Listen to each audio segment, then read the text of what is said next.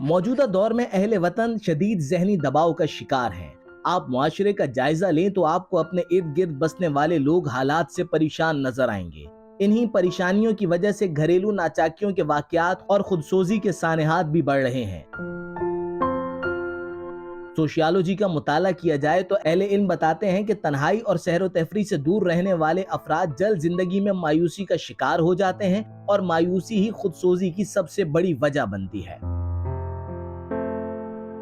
ایسے وقت میں جب اہل وطن بڑھتی مہنگائی، چوری، ڈکیتی، بجلی کے بلوں میں اضافے، اسکول کی فیسوں کی ادائیگی اور گھریلو اخراجات میں بے پناہ اضافے کے باعث شدید پریشان ہیں، وہ سیر و تفریح کے لیے مزید اخراجات کیسے برداشت کریں؟ الخدمت فاؤنڈیشن کی جانب سے مشکل کی اس گھڑی میں اہل وطن کو ذہنی تناؤ سے نکالنے کی کوشش کرنے کا سوچا گیا اور فیملی فیسٹیول کے انعقاد کا ارادہ کیا گیا۔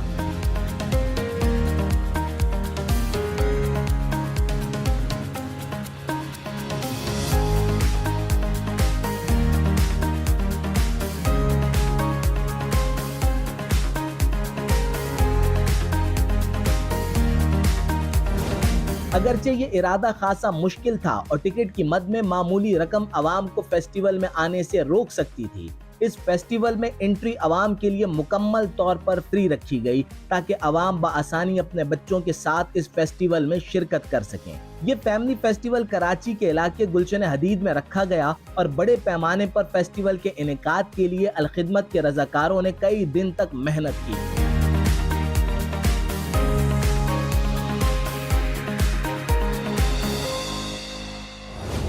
بچوں کی دلچسپی کے پیش نظر فیسٹیول میں پلے لینڈ بنایا گیا، جہاں بچوں کے لیے جھولے اور فیس پینٹنگ کا انتظام موجود تھا۔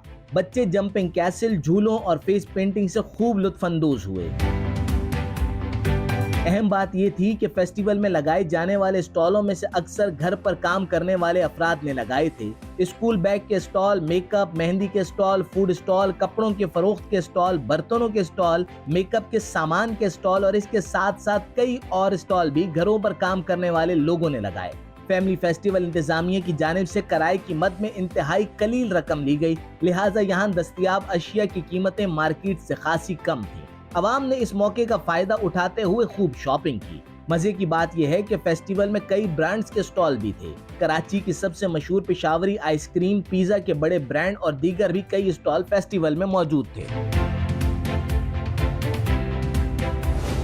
فیسٹیول انتظامیہ نے برانڈز کے سٹالز کو خاصی سہولیات دینے کے بعد ان کے سامنے یہ مطالبہ رکھا کہ وہ چیزوں کو اصل قیمت سے کم میں فروخت کریں گے تاکہ عوام ان سے زیادہ لطف اندوز ہو سکے۔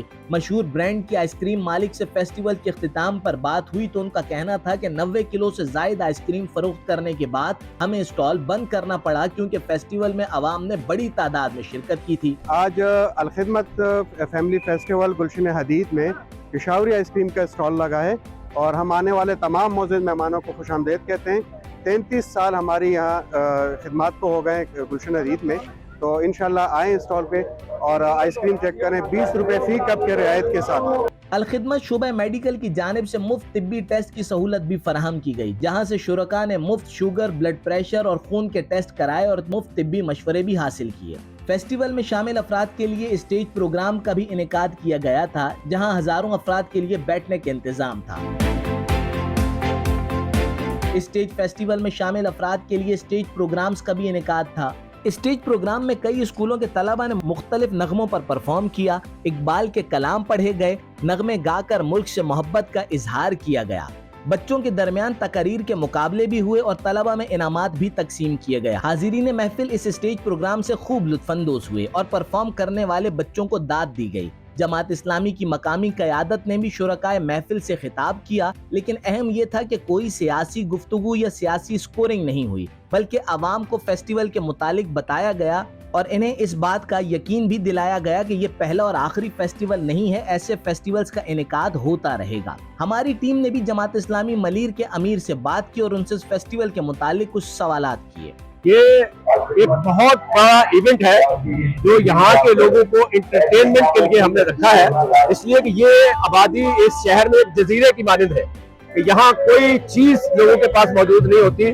اگر ان کو ہم کوئی انٹرٹینمنٹ دیتے ہیں تو ان کا شوق اور ذوق بڑھ جاتا ہے۔ جماعت اسلامی اور خدمت لوگوں کی خدمت کا جو فریضہ سر انجام دے رہی ہے، ایک عرصے سے اس آبادی کے لوگ اس سے واقف ہیں.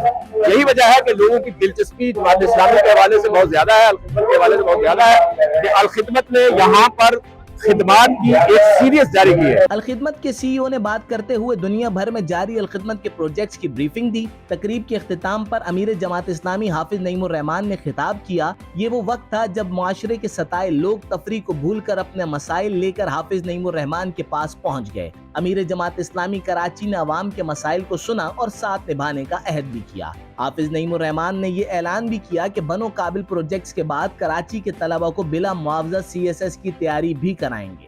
رات 12 بجے بچے، بوڑھے، جوان، مرد و خواتین چہرے پر خوشیاں لیے چند لمحوں کے لیے ہی لیکن اپنی پریشانیوں کو بھول کر حسین یادوں کے ساتھ اپنے گھروں کو لوٹے.